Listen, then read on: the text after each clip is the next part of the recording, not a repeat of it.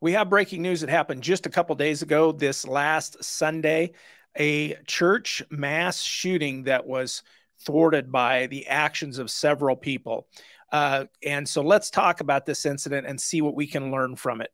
It starts with Rui Zhang, the suspect in this case, doing a stakeout of the church from about what they can tell about 3:20 till about 6 a.m. this last Sunday morning.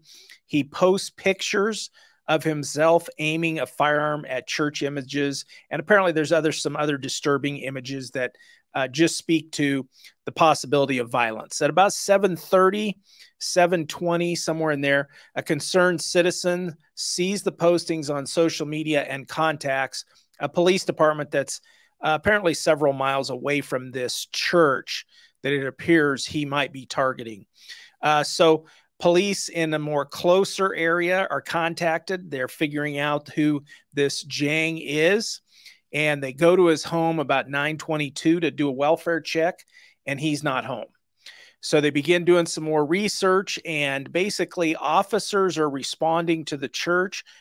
And what I want to make sure that you understand, because everybody's doing a great job here. Kudos to the citizen who saw something and said something, just like we're supposed to do. But the church security folks are doing a great job here. They're beginning to react as police are reacting. Apparently, they can hear radio traffic. There's an off-duty officer that's at the church, part of the security. So 10 a.m., officers are responding to Park Valley Church, and the off-duty officers at the church hear the radio call, and they find Zhang's car in the parking lot. So there's an alert to look for the car.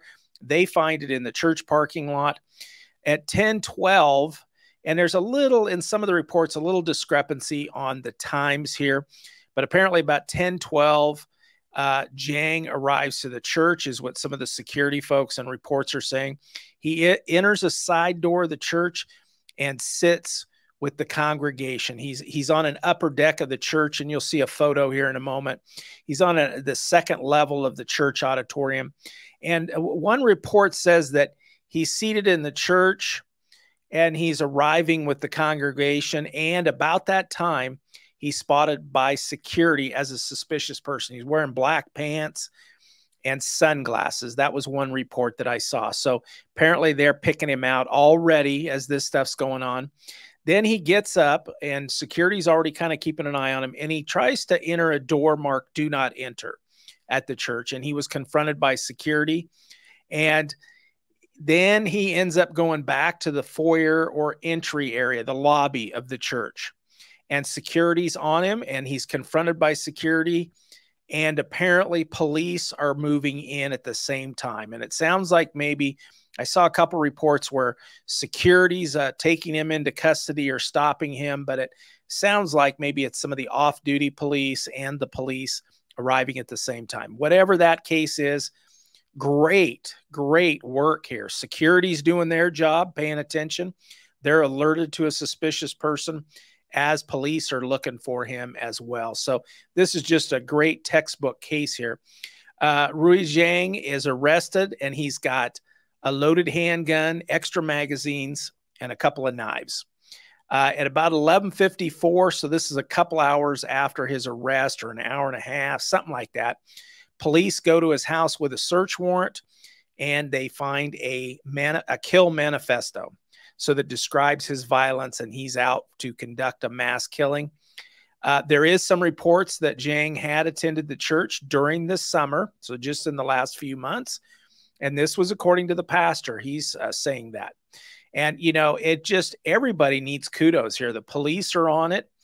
One police department gets a report, sends it to the more appropriate police department in that geographical area. A lady applied the see something, say something principle. And security, man, I can't say enough good about them. Sounds like some off-duty police mixed in with the security folks, but they were on it. And you can see this auditorium here is huge. Apparently, I saw one report that there was probably 1,000 people in attendance, or that they can attend. About 1,000 people attend this 10 o'clock service that Rui Zhang gets involved with and is apparently going to conduct his mass shooting in. So, wow, just what a tremendous effort here. Scary. I mean, it's the pastor, a couple other people are quoted as saying things like minutes. They are stopped him minutes away from a mass killing incident, mass shooting incident. So, hey, that's awesome that everybody reacted well and did a great job. So my job here is, if we talk about church security, my challenge here is to ask you, what can we learn from this? And I hope you will take this to your team and say, hey, what can we learn from this? Paying attention to people that are suspicious, monitoring social media traffic, monitoring, I don't know, police scanners or police radios if we have off-duty folks. What all can we do to improve our surveillance and our attention to possibilities? And we certainly want to stay on our guard. We never know when this kind of stuff's going to happen. Apparently not too far from Washington, D.C. I'm not familiar with this. There was some reports that his manifesto talked about government employees attending this church. Otherwise, there's not a lot of reason known why he chose this church at this point. But I'm sure more information will come out. So what can we learn from this? And, it seems like a pretty textbook case to me of everybody doing a great job in this. But what could you do to improve it? What could your team try to do to match this effort?